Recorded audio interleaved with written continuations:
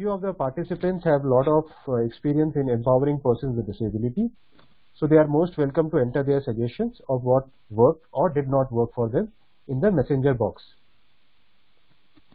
The intent of these ground rules is to keep the scope tight and ensure we close in within 45 minutes. So without further ado, let me get going on the framework. We will talk about 5 levels in this framework, but they are not steps but more of iterative in nature. Depending on where your organization is in this journey of inclusion, you can regroup certain elements in the framework. The first level is building a much more inclusive workforce. This level is critical as most of the time in Indian context, we have seen this part of the journey is either skipped or cut short. This level is all about building a strong foundation which provides a stability as you come across challenges in your journey. Most of the companies are inclusive in theory, but in practice may have gaps. Now, bridging those gaps will require sustained effort from top to bottom. And if needed, culture should be realigned with the inclusive agenda on which you plan to embark or have embarked. An example which I can provide is one of the largest oil and gas companies in whose DNA I see safety as a priority. Even if I meet their employees outside of their office, they will still advise me to hold guardrails on staircase or ask for emergency evacuation exit route. I sometimes felt it is kind of over the top, but I do understand that an organization which generates sizable revenue from drilling in hazardous conditions across multiple locations and continents, safety is paramount. Moreover, they cannot do it half-baked or piecemeal. That is, I will do safety operations in offshore rig, but not in my corporate office. This approach will not align your culture towards your priority. If you have to really create a difference, everyone has to be part of that journey, not just DNI or HR or few volunteer employees. Everyone has to be part of this journey, and it cannot be optional. Lunch break or national holidays is not optional, something similar. So the first thing is build awareness in your team, have sensitization or volunteering programs, and create those opportunities for your employees to interact at some level with persons with disability. It could range from sensitization workshops to a visit to a blind school or a rehabilitation center, just to initiate that connect which is missing for most of the employees. This is my personal experience from almost a decade back. Even though I had been volunteering for quite some time, my connect with disability happened only when I was leading a community relations event for my team at NAB. As I was play modeling with 2 of the blind students, I realized that I need to do more as the need is huge. So as leaders in DNI and HR space, it falls upon us to create those opportunities. Next point, if you are serious about creating an impact in disability space, I would suggest to come up with a business case. Why company should invest its resources to build capability to empower persons with disability. That why part has to be articulated by DNI leaders.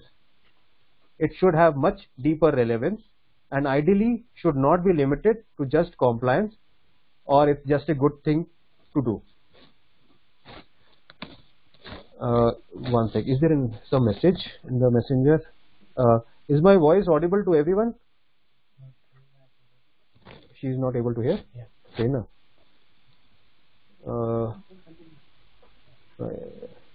Okay, alright.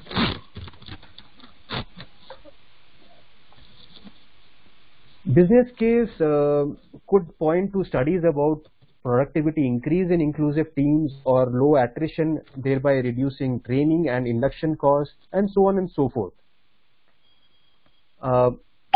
Next point in this level is establish a senior leaders panel who will champion and socialize your DNI agenda across their teams and influence stakeholders. To a large extent, you already would have volunteers in senior leaders if the first 2 stages of sensitization and business case is already in place. Again, from my example, when I was a program manager, I used to face challenges around attrition, especially for niche technologies. It was costly to hire experienced resources and train them. On top of it, if the resource leaves in middle of project, my budget or schedule would go for a toss. If someone would have told me, hey Pratik, why don't you hire techie with disability since the attrition is much lower, and backed his inputs with data or experience, I would have gladly accepted such advice. Yes, my team would have had to be sensitized, but overall the uncertainty in my program deliverables would have reduced to a large extent. This is just one way of looking at things. Similarly, there can be multiple other approaches as you reach out to your leaders. Next point, appointing DNI SMEs and the benefit of it will be self-explanatory as we progress in this session. Just having good intent is not enough. One will require right methodology, tools, and this resilience to overcome challenges during execution. Next point, diversity plan or roadmap. Come up with diversity plan or roadmap as early as possible in your inclusion journey. Formulate a policy which should be incorporated with your HR policies. The vision of plan and granular specifics as part of policy will give you a sense of timeline and cost. This will help you to define scope, and you and your team can have much more focused agenda to achieve. The last point in this level is about supplier diversity program. Let me share with you few numbers. As per WHO estimates, 15% globally have some form of disability. This corresponds to about 19 crore people with disability in our country.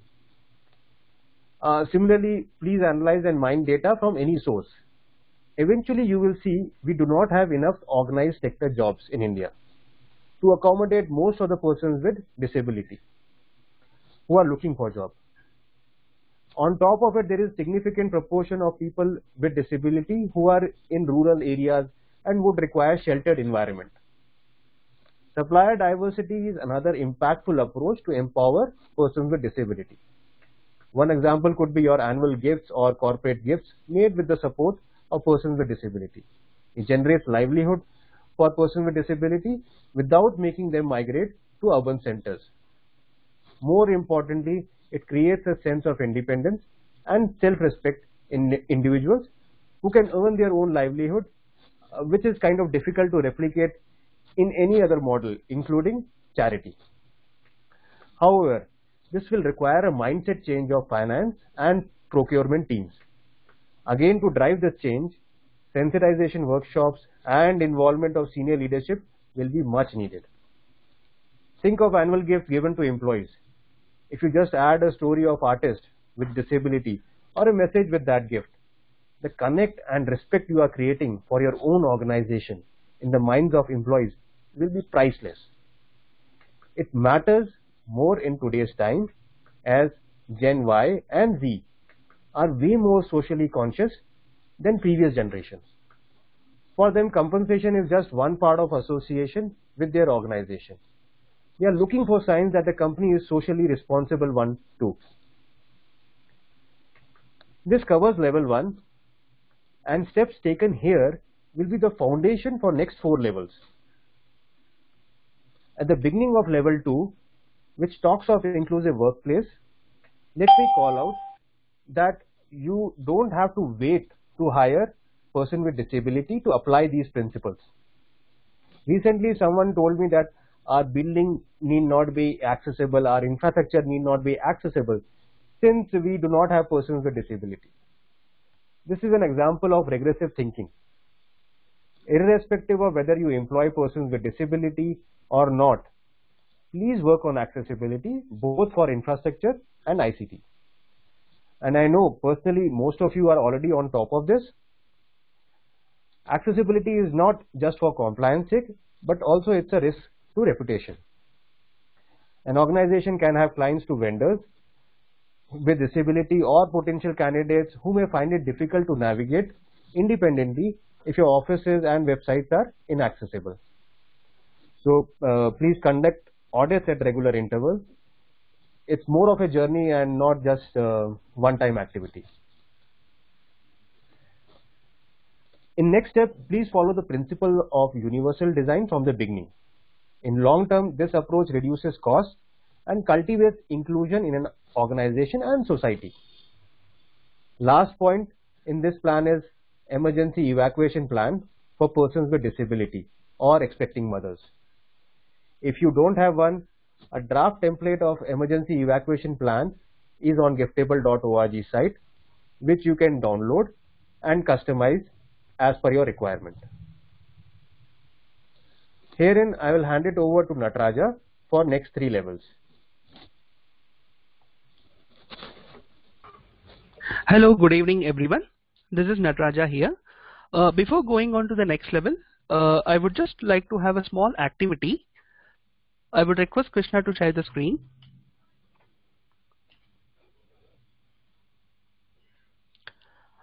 I hope everyone can see the current screen now.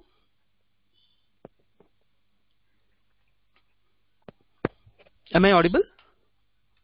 Hello?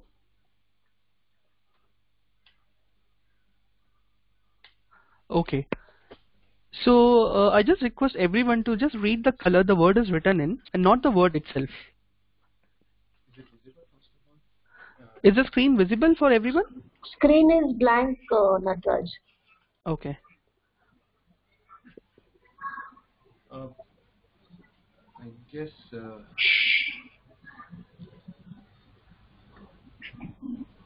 yes, now it is. Yes. Now it is. Is the screen visible now? Yep. Okay. Fine. I would request any one of the participants to just read the color the word is written in and not the word itself. Can we have a volunteer here? Can we nominate someone?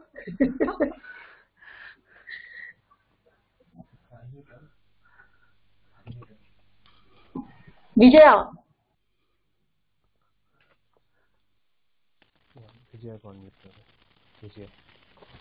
Vijaya. Hello, Vijaya.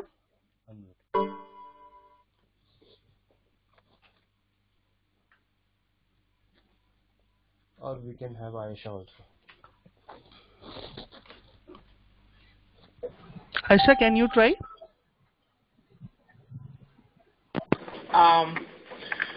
What should I do? I should read the word, read the color. Read the color the word is written in, not the word actually. Okay. Yeah. Okay. Green. Yeah. Okay. Green, red, blue, purple, black, blue, or indigo, green, yellow, orange, blue, red, black, purple, green, brown. Yeah. Okay, perfect. Anyone else wants to try?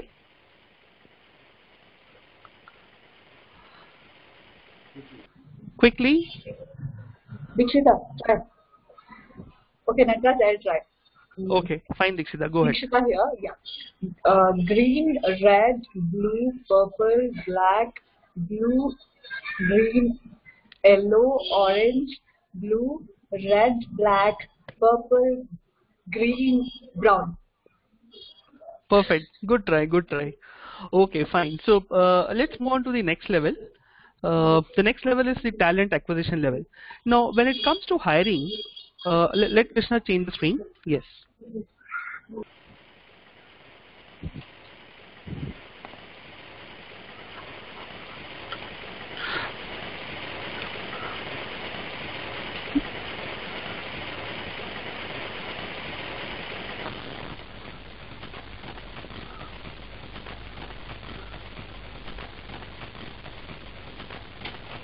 Yes.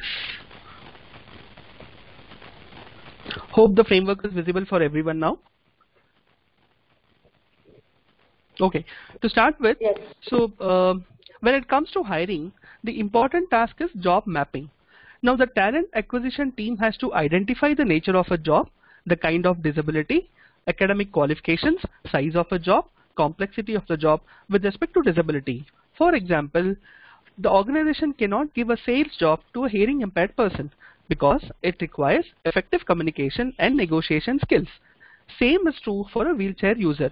If a wheelchair user has to carry out a sales job, it would be difficult for him to travel frequently. Now, when it comes to autism, the main thing is the job should not require them to think logically and take decisions, and they cannot handle multiple jobs at the same time. Since they since they carry out since they follow particular pattern, it would be difficult for them to carry out a task which requires discussion and problem solving. So while mapping the job, ensure that the organization is taking care of the reasonable accommodation and assistive technologies. So again, going back to level 1, the talent acquisition team needs to undergo sensorization with respect to disability. The second important aspect is the recruitment process should be disabled friendly. So when I say it should be disabled friendly, that means that the company's products and services needs to be accessible along with the infrastructure accessibility, which also means that the job portals should be accessible especially for our VI candidates, visually impaired candidates. Having further said that, the brochure should be accessible, the online forms, the applications should also be accessible. The corporate must also enforce that the partner recruitment agency's portal should also be accessible. Now, while publishing the job requirements, we would always want the organization to specify the skills in details, keeping in mind the kinds of disability. Let's also have a checklist which is called the Accessible Recruitment Checklist, which will have the do's and don'ts of hiring a person with disability, the existing infrastructure accessibility, the questions you should ask and prepare when it comes to disability. The next important aspect is sharing inclusive practice as part of induction. Now, when the employee joins in an organization, we would request the organization to have inclusive practice as a part of induction, which also means that every employee should understand the organization culture and the policy with respect to different kinds of disability, which again it boils down to level 1, wherein disability sensitization should be handled or should be a part of induction. And I'm very happy that nowadays many of the organizations have started doing the basic sensitization as part of the induction program. Now there are a couple of challenges during induction program. Say for example, if we have hired visually impaired employees and then if we have to fill up a couple of forms, can all the forms be made accessible or can all the forms be filled online, especially the HR relevant forms? If not, can it be done with some experts? Again, if we have deaf employees, then can we have induction in sign language or do we have sign language video for all the induction process?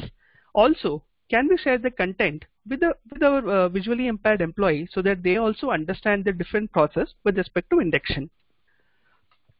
Now, when it comes to reasonable accommodation, I would always suggest that it should be a part of induction process.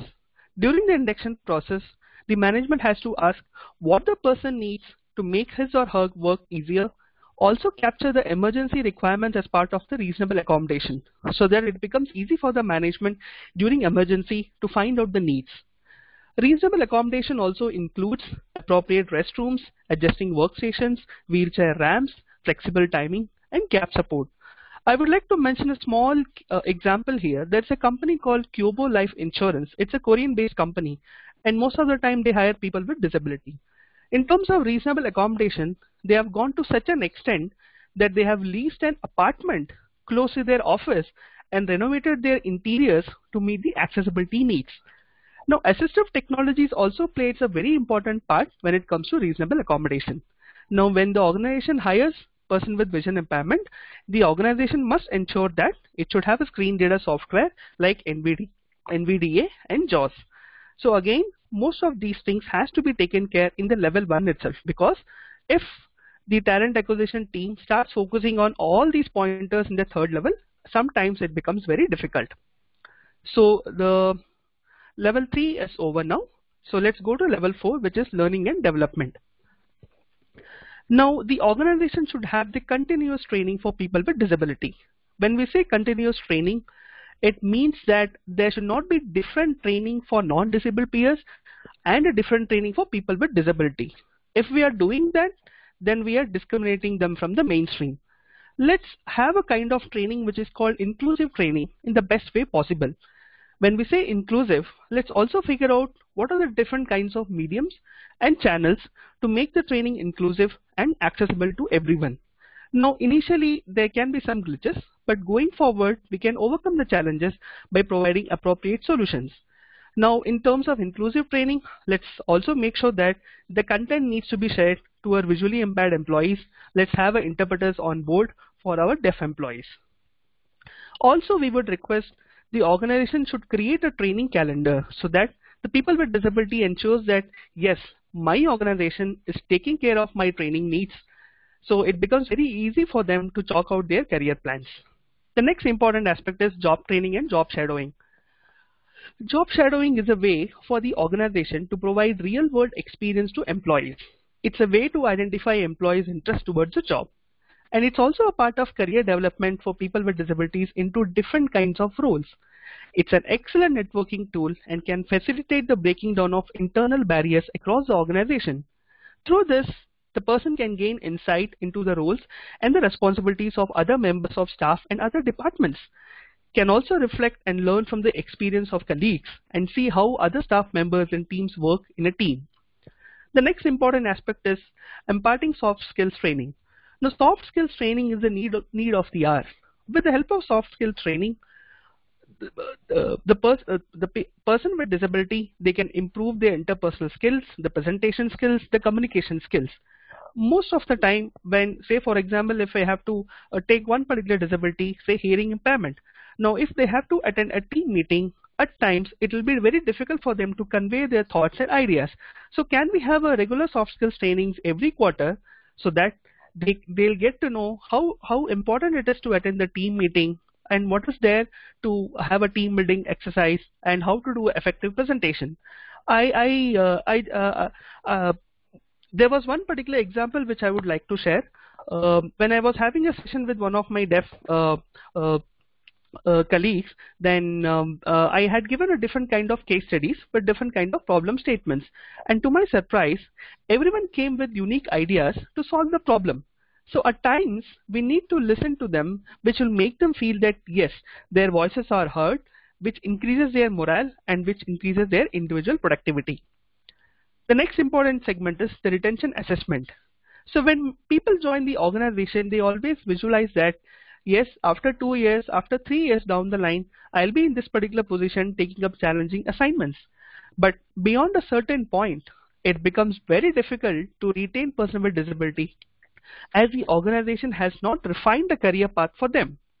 Now, our suggestion is, can the organization define a career path during the induction stage itself or during stage 1 itself so that it becomes easy for a person to start visualizing, yes, okay, today I've joined the organization based on this particular career path. After 5 years down the line, I'll be in this particular position and I'll start taking these kind of challenging assignments. At times, doing the monotonous job leads to less productivity and employee morale goes down. So in that particular case, identify the skill sets, what the person has, and identify the career path. Give them some extra task and observe a few months and see their interest. And if they improve, give them the opportunity. Have a regular assessment in every quarter to identify their needs. Just try to seek out, just try to find out whether he thinks that disability is a cause for his low performance, or is there any other factor, or is there any other issue with the management. We would always suggest to have a mentor-mentee system in the organization to support and guide people with disability. If required, the organization can also sponsor the training to make them prepared for the next role. For example, say if an organization has hired a person with vision impairment and if this particular person is working in HR department, now can an organization support executive MBA with HR specialization for this particular employee so that this employee can become a value-added asset in the organization? So here comes the end of learning and development. Let's go to the last stage, which is called evaluation. Now under evaluation, we need to follow certain kinds of metrics to capture observations in each and every level. When it comes to continuous improvement, we need to analyze what went wrong in each and every level, what best can be done, how to overcome the challenge, do we need to change the policy? Why? Because the Indian government has identified 21 different kinds of disabilities. So based on that, we have chalked out the career plan and the policy. But what if tomorrow if we get a new kind of disability, do we need to identify that particular disability in our policy? Do we need to modify our recruitment checklist? So all kind of these things will keep evolving. And at times we need to also share the best practices and experiences with other corporates. And we have to keep evolving, we have to keep learning. And I'm very happy that this has been happening with a couple of the corporates. Having said that, so we have covered the overview of our inclusion framework. Open to questions now.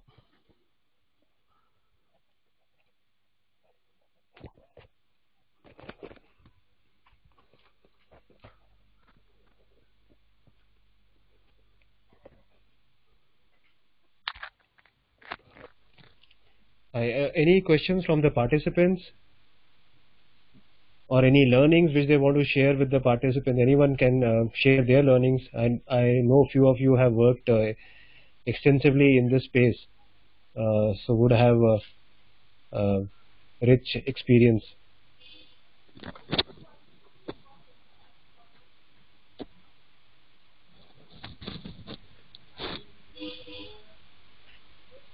Any challenges which you face, which you want to call out, and which we can try to address in this session?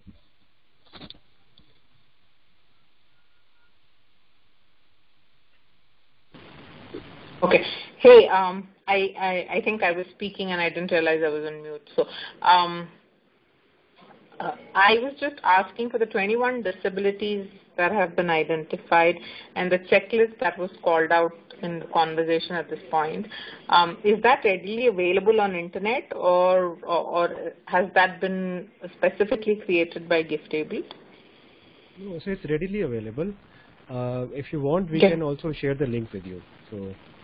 Yeah, that would be great if you could share the link, please. Yeah, 21 disability link, we can share it with you. Yes. Yeah. After this call, I'll, as part of our thank you note, we will include that link also. All right, that will be great. Thank you so much. Sure. In fact, Pratik, you can also share the disability law 2-minute video that you had created, because that will help. It's on our YouTube thing.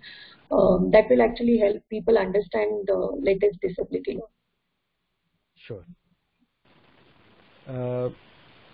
So I heard someone. So can you hear me? Hello. Yes, we can hear you.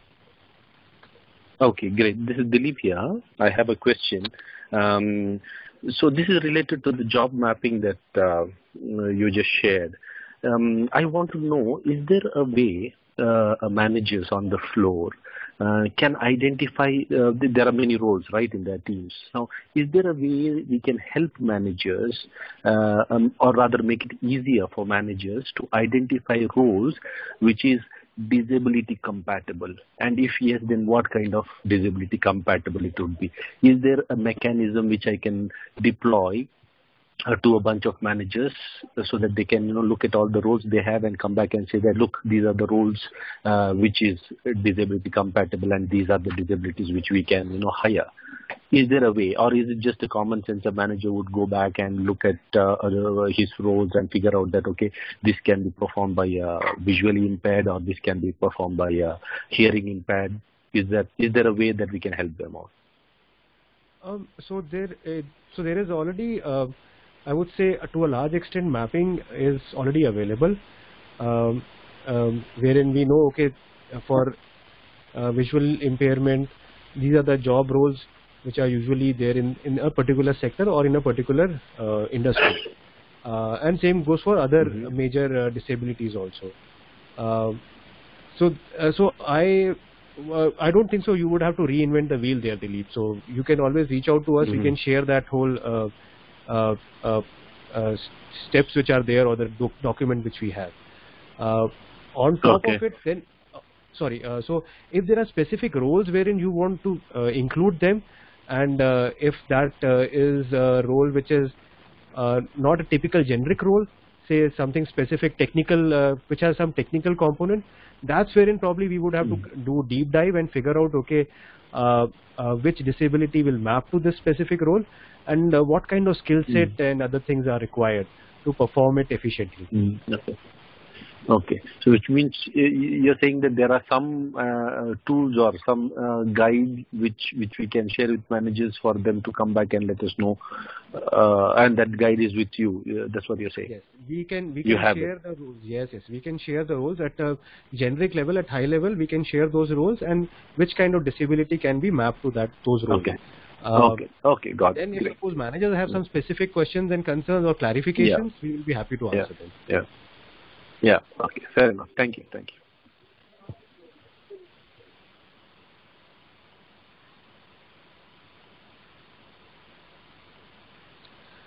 Any other question, clarification?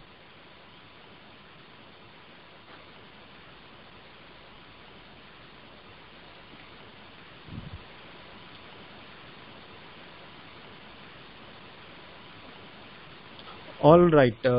Looks like we have no other clarification. Thank you for joining this webinar. I know your time is precious, and taking out 45 minutes of your time, 45 minutes of your time is very much valued here. Please feel free to reach out if you have any other questions, and in any way if we can help you. Thank you. Thank you so much. Thank you.